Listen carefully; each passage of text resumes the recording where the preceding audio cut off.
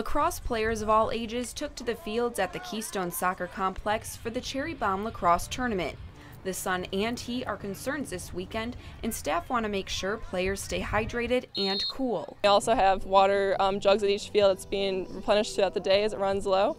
So there is provisions set in place to make sure everyone stays happy and healthy. With temperatures in the high 80s and even 90s, medical staff say that could be a problem if players or fans aren't properly hydrated. The big concern would be like heat exhaustion, where you're starting to feel like kind of lethargic, kind of out of it, and then in extreme cases like heat stroke where it's vomiting and the core temperature like increases, and that becomes an emergency situation. You know, we're around them.